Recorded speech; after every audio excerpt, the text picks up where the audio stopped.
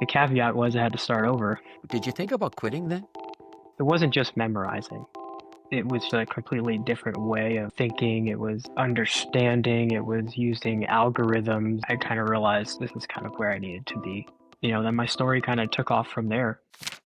Before we get started, make sure you subscribe. Every episode is designed to make you think differently and better understand how we become doctors. How good is it to see you? It's been a long time. I think we last saw each other before COVID, maybe 2020. Yeah, so let me introduce you to the audience. This is the first interview that we have done coming out of previous students. And to set the stage for you, Anthony, because this won't surprise you, you just haven't done. But I've been teaching furiously since basically you ever met me. Well, it didn't stop with COVID. Might have got more intense. And I had done so much of repetition, I finally just wrote it all down in a book. So I've sort of wrote my opus magnus of clinical pathophysiology and started teaching with it. And a new med school invited me in to sort of be the foundational pathophys. And it just works great. And so my producer recognized that this was just really important. This is, we're showing you how to learn. And so we're into this website podcast. And I was just talking about all these incredible students that I've had, starting with one very famous, Anthony Colón. And she said, well, your audience needs to hear this story. These are truly inspirational stories. So from your mindset, what I want you to think about is this. We're trying to form a community of medical students. And so it's basically founding with teaching medicine, me and clinical pathophys. Pathophys is the center of all of medicine. If you can do that, everything's easy. But boy, it's way more than that, isn't it? And when I was telling Allie your story, I said to her just casually, because, we're good friends and we chat all the time. I said, yeah, so, we have this little tutoring part of our business. And the people that run it tell you, yeah, it's always 80% behavioral. And I said, well, I know a guy that can talk about that. And so you are truly inspirational. But, obviously money's a huge deal. Caribbean medical students, relationships, and more medical careers, I think, than biochemistry. And so we're just going to start off with our story together. Imagine 50,000 yous, and you get to talk to them as a success story out of brink of death multiple times. How many times did you walk over the edge and look into the abyss and go, I'm just going to jump. I've had enough. So my producer's given us this little sort of list to facilitate. I've been doing way too much talking. This is your story. But she thought, why don't you begin from your view of the first time we met? Do you remember the interview?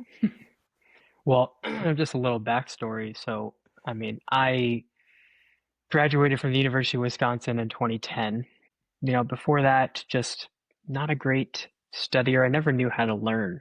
I think that was typically my biggest downfall trying to get into a U.S. Medical school. So I knew I was smart, but I was just lost. Went to a small Caribbean medical school, private loan medical school. Did a couple years there. Kind of realized no more money. So there were a couple schools that had the federal loan. Title IV. Yeah, AUC was one of them. Packed up my bags after 2 years on another island, got on a propeller plane, and I literally got to the front gate of AUC. And I was like, I need to talk to someone named Dr. Tisdall. I didn't know this. Yeah. Carry on. I'm learning a whole new story here. Literally wheeling my suitcase in with everything I owned. It was either I was going to stay there or I was going to go home. And so I ended up in your office. There was another student there, Lou. You had me speak to Lou for a few minutes, who also had a similar story. Lou Kennedy. Yeah. And, we chatted for a little bit, and then you told me to come to your lecture the next morning, and it was on reproductive pathophysiology. Seriously? You remember that? Yeah. I don't. Okay. So, and what did you think? Obviously I had taken pathology before, and it was just a completely different way of thinking. It was understanding, it was using algorithms, it wasn't just memorizing. And at that point, I kind of realized, this is kind of where I needed to be. Then my story kind of took off from there. And the next semester, I was able to start. The caveat was I had to start over. When you heard that, you had finished your basic sciences, you knew that you had mastered them, and you're tapped out, and you come to a place where you're refunded, but you got to do 2 more years. Did you think about quitting then? No, honestly, and one of the many things I've taken away from my mom, who raised me as a Can I just stop here? single How's mother. your mom? Yeah, How's your she's mom? great. She's great. Okay, because I have a story for you about that, but go ahead. We're gonna move her out here soon, so Are you? Oh, hopefully, my yeah. best. Um, one of the things that I learned from her is you just don't give yourself an option. There's no option. As soon as you let that doubt creep in, it's over. It's the same thing, and maybe it's why I love running and triathlon so much. If you're running and you let that doubt creep in, you're gonna walk. And so if you can just hold on and keep holding on until you get to the finish line, you're already a success no matter whatever the outcome was. Okay, so let me tell you this story from my perspective. And you remember Catherine Barish was sort of the woman that ran everything at AUC. And she called me and she said, so there's some individual at the front gate. I could barely, with so many students, I could barely remember that there was an interview. Okay, well, we'll figure this out. Oh, yeah, I remember this. And I got Lou because he'd gone to a med school that had gone under and he had to start again. So I thought the two of you, he would be, because he knew me well, he would be able to give you the story. And I can remember you sitting in my office saying to myself, what is this guy doing? He's 2 years in, he has tapped out, and he's telling me he wants to come here and he doesn't have the grades.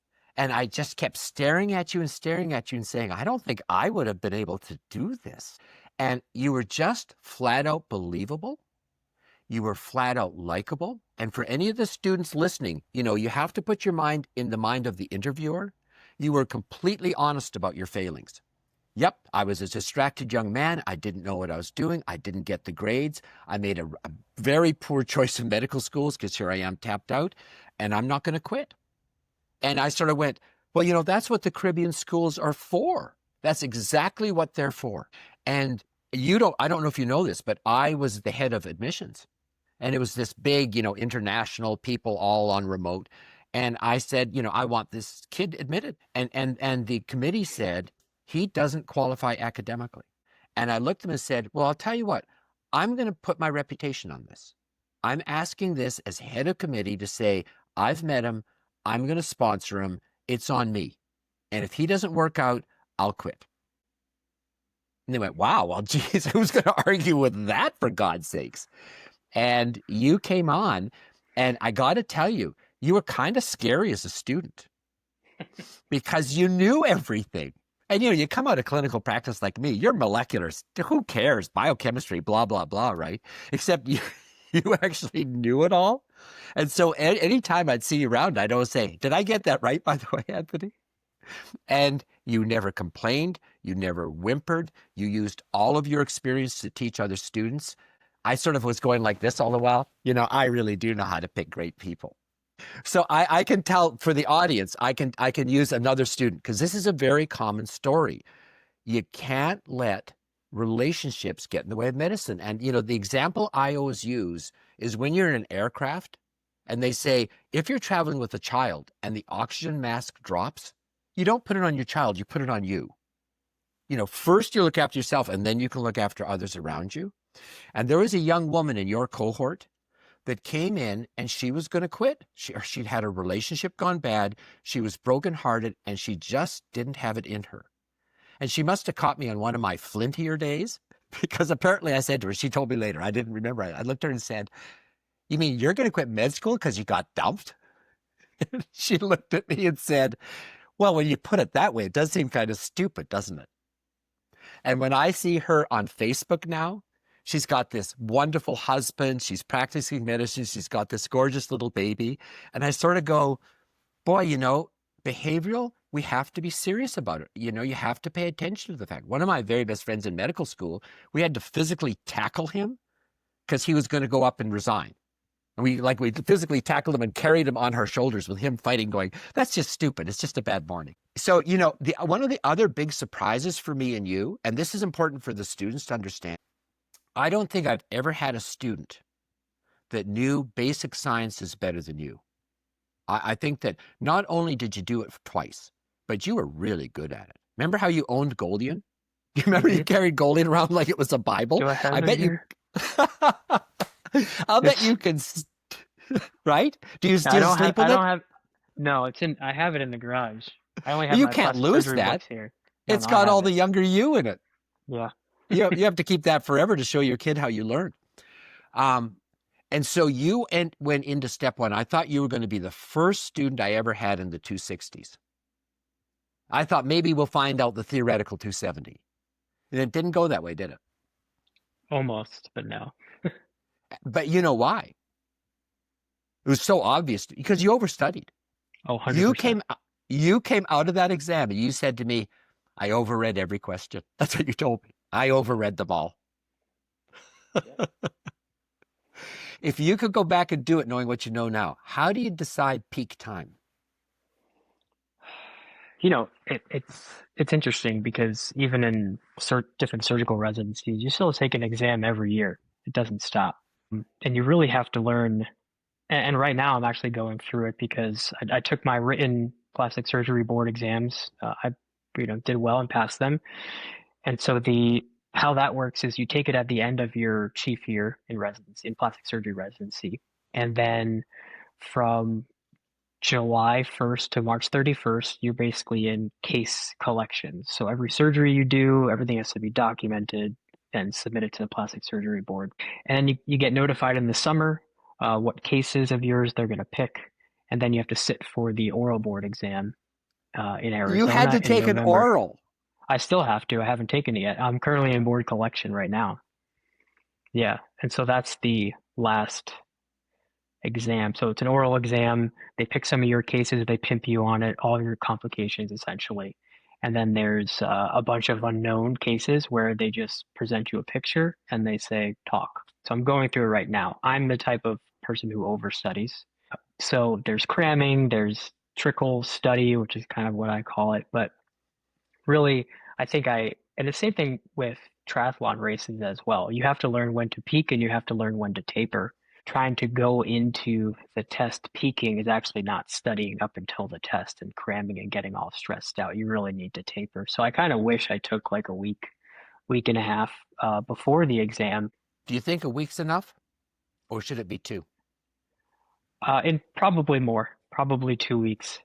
And so what I started to do in residency for all my in-service exams is as I was going throughout the year doing questions and studying, I'd make a Word document. Whatever the point of the question was, I'd make a bullet point. And that is what I got from the question. And then I'd read the answer explanations. And let's say the other 4 wrong answers, there was a point about them. That would be a bullet point as well. So instead of just doing a single question and getting a single factoid from it, I learned 5 things from every question. And I made it in a short enough bullet point where I can read this. And so over the year, it would be a 15, 20-page document. My taper is actually just casually reading those things. Yes. Not putting any kind of merit to anything, trying to make it a bigger deal than it was, but just these hit points of 15 pages single spaced. And in reality, it was redoing thousands of questions and all my reading very quickly and efficiently. Now, have you done an oral exam before? No, I haven't. This is gonna be my first one. We had to do oral exams for our Canadian fellowships.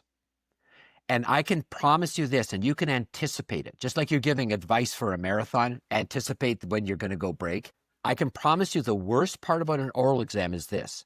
Everything you know goes really fast. And every time they say something you don't know, everybody slows down and goes, oh, let's talk about that. And so you get this horrible sense that you're failing because quantitatively, you spend 2/3 of the exam on what you don't know. Because it goes, oh, well, that's not very good on the anatomy of that structure. Let's go into that. Whereas when you know something, whoosh, it's gone. So anticipate that in the exam. Because they're going into something and it's going really slow, doesn't mean that's the whole experience. So be of good cheer during that and anticipate. It was the worst feeling.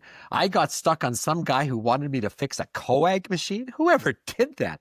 We must have spent 25 of my 1 hour, 25 minutes of that 1 hour discussing how to fix a coag machine, about which I knew exactly that much.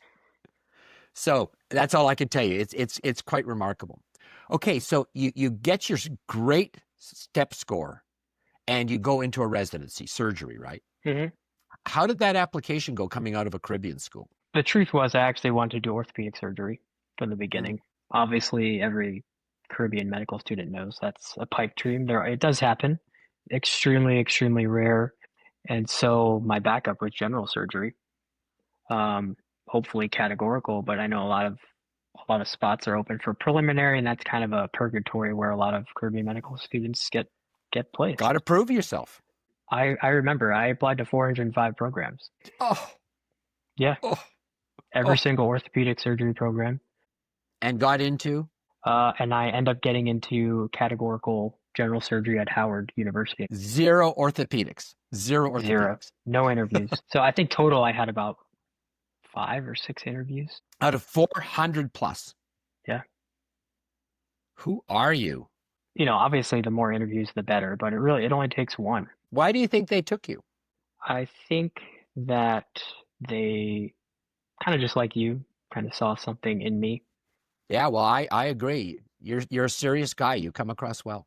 And it was a serious program. And I just think that's what they were looking for. Going into a general surgery residency when that's not what you wanted to do is not a pleasant experience. And it's one of the experiences in life where kind of distills down to you don't always do things that you like to do.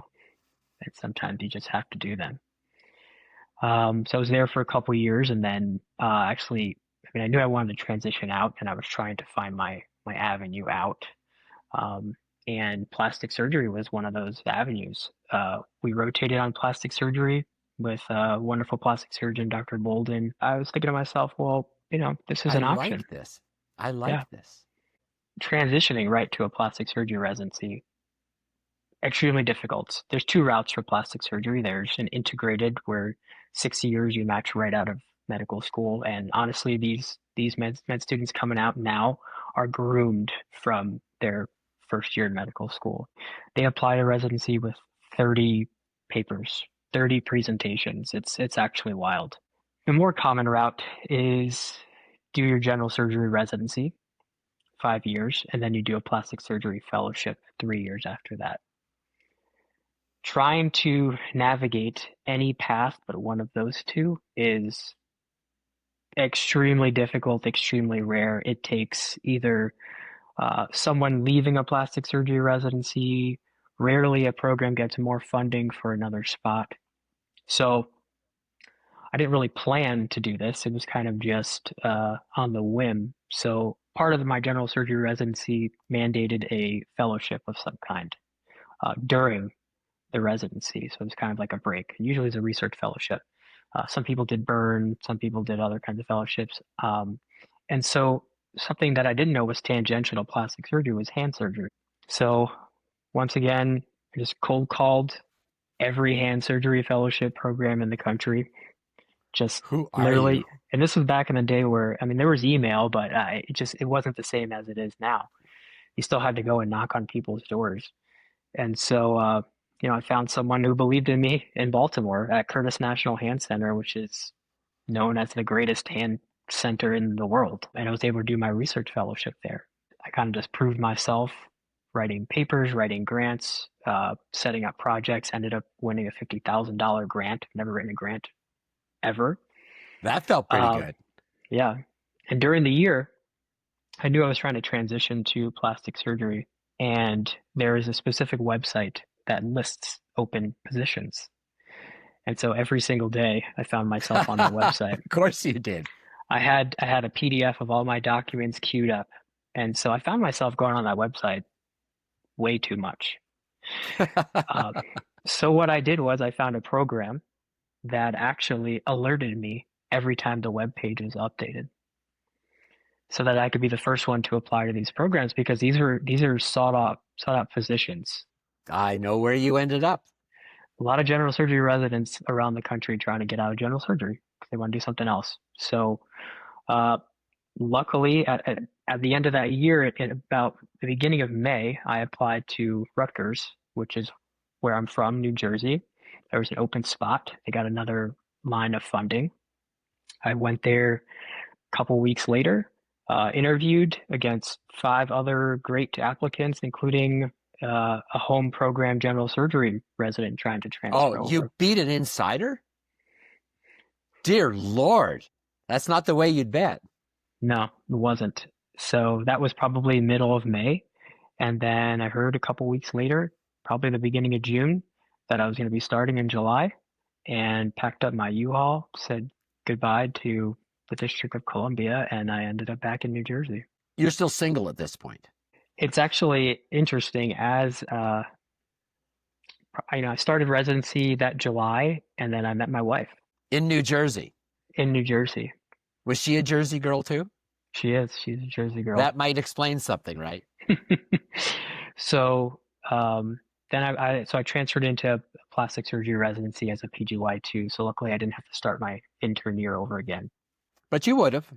I would have after all that training. So then did 2, 3, 4, 5, 6, and then ended up doing an aesthetic fellowship last year in North Carolina, Charlotte, at probably the best and biggest aesthetic fellowship program. Now, this is aesthetic, you're saying? So making attractive hands? Just aesthetic in general. So breast and body, face, everything from facelift to tummy tuck, augmentation. Well, good, because you can see I need some now, We could do a little. Everyone right? needs a little. And a little, right? Hmm. A Yeah. little this. I need a lot, actually. We'll talk after this. Yeah. And so uh, looking for jobs was also a different experience as well. You want to get the right fit. But you must have been insanely attractive to a practice. Yes. However, there's pros and cons to that. Well, you're OCD, so that's a problem, but that's a good thing in a surgeon. You want a practice that values you and wants to grow with you, not grow from you. Yes. And so finding that fit was difficult, but I think I found the right fit here. I joined a wonderful facial plastic surgeon here in Utah. I'm in St. George, Utah right now. Yeah. Oh, so you're deep in sort of Moab, Yep. Arches, desert kind of stuff, really the high plains. We're 45 minutes from Zion.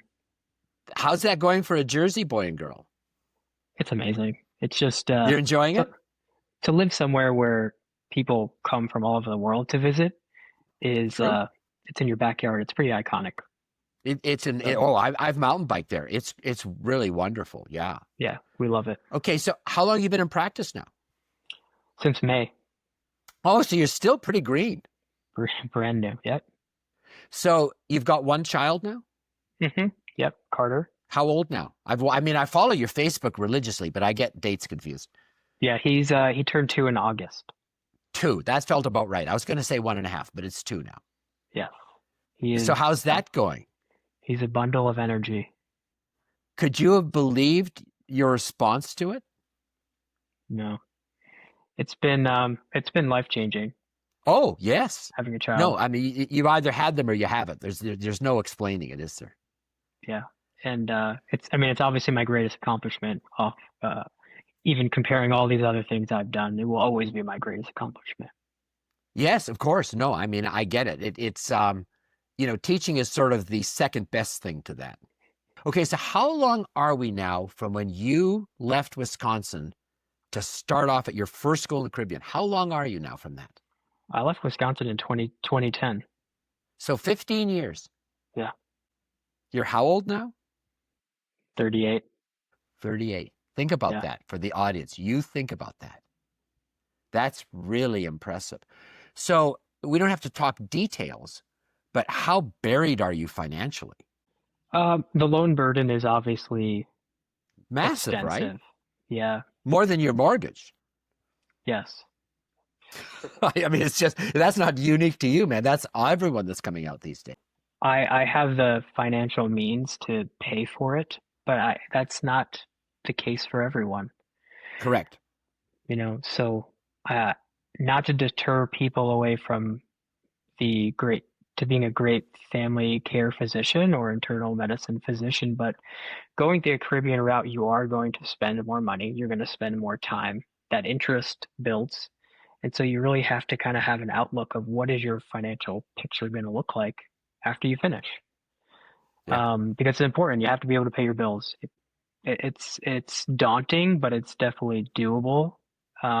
Now with the political climate and the changes to the public student loan forgiveness and how we actually go about paying loans, it's kind of up in the air right now. What these programs are going to look like. I'm currently in a purgatory of save income based programs. I don't even know which program I'm actually in right now. No, isn't that funny? Yeah. Yeah. For someone as OCD as you, and you don't even know who owns your loan or what Nope. you owe on It it. it changes every 6 months. Okay, so let me ask you this though. Does it matter? No. That's right. Isn't that the Yeah. craziest statement? There's two sides to this. The first is how much you owed and what you've made back on it is irrelevant to your story. Whatever it took, right? Hmm. However long, however hard, what anyone ever asked of you, you are going to do that. Yeah.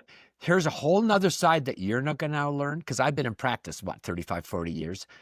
Here's what's astonishing.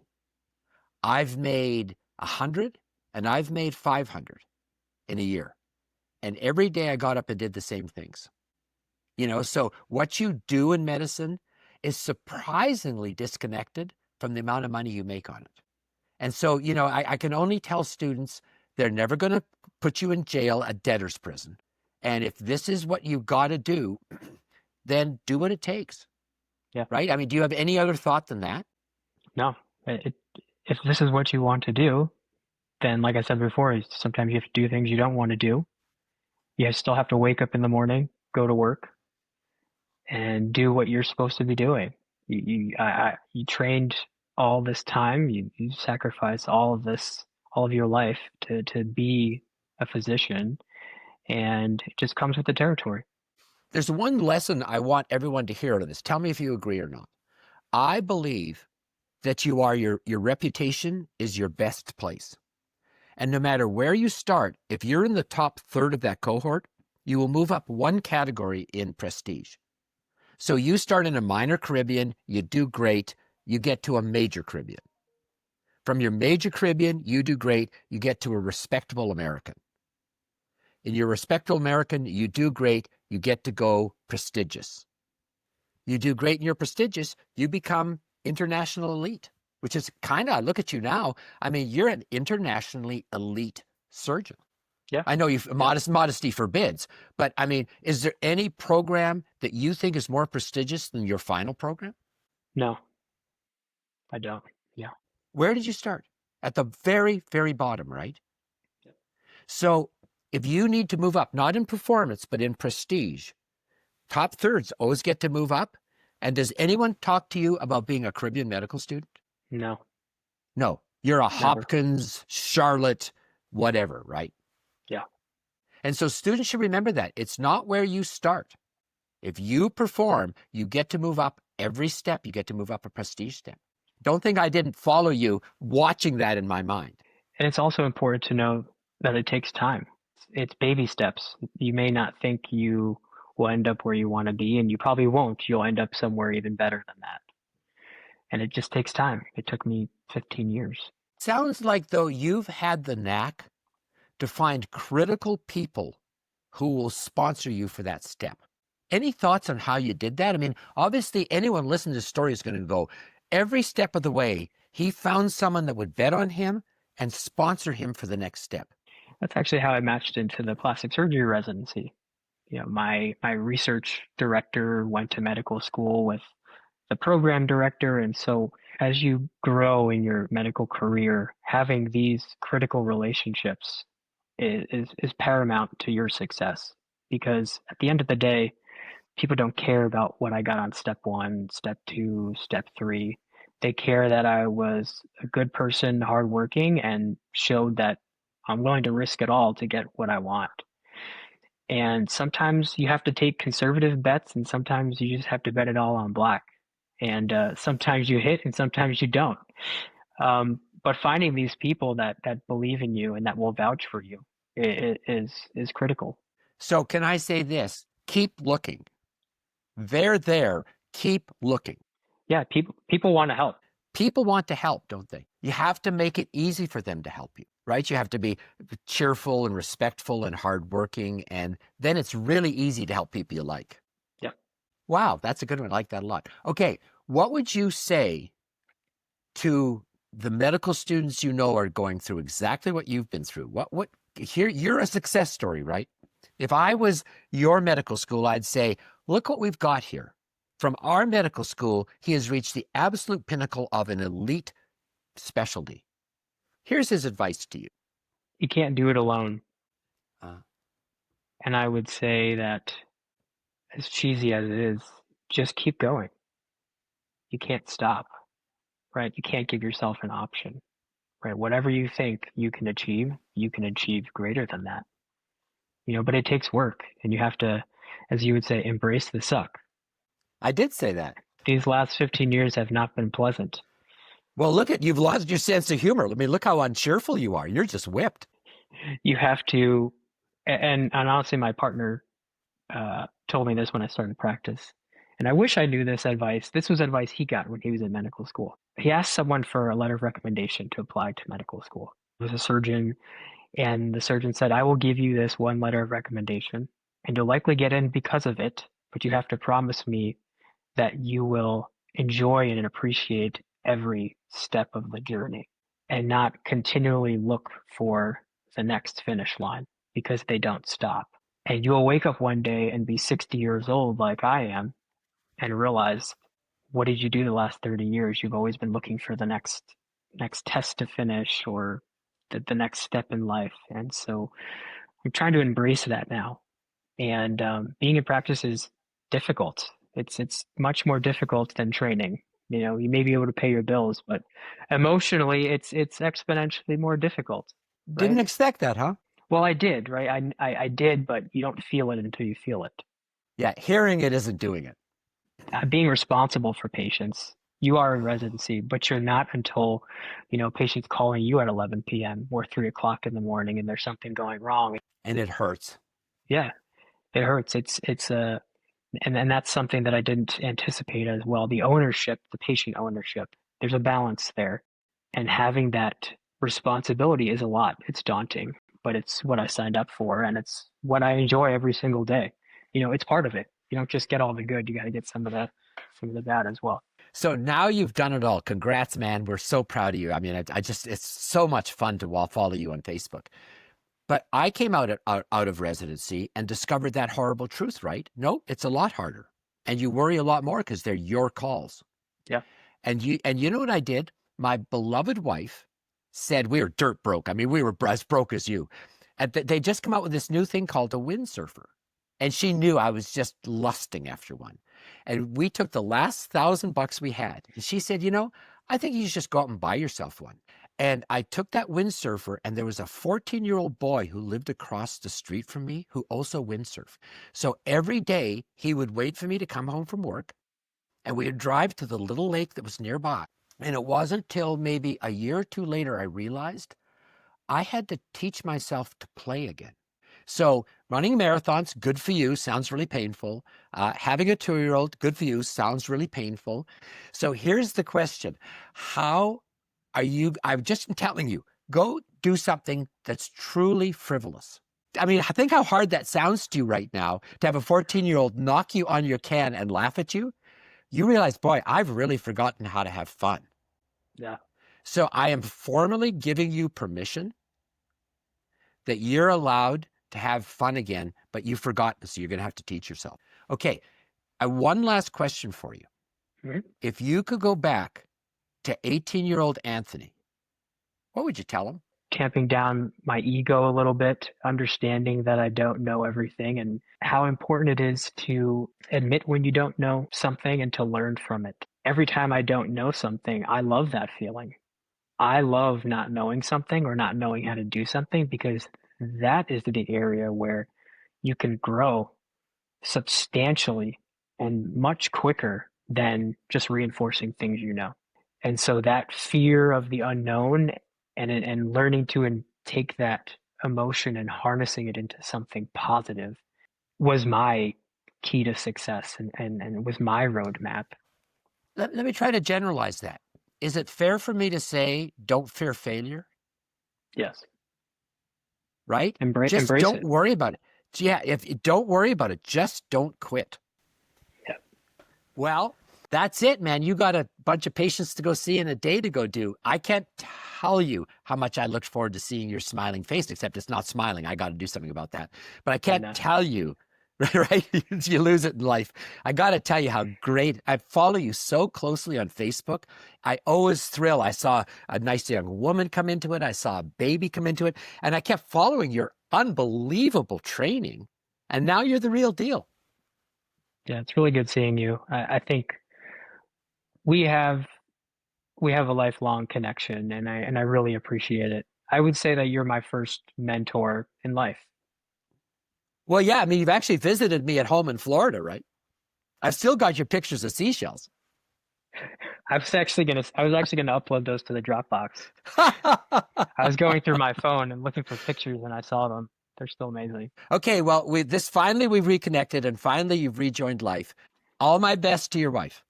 Thank you. I appreciate it, and to you as well and your family. Thanks a lot. We'll be talking soon. If this conversation helped you, be sure to turn your notifications on. And if you haven't already, be sure to watch this earlier video on how we talk about prevalence and risk factors. I'm Dr. Philip Tisdall. See you next time.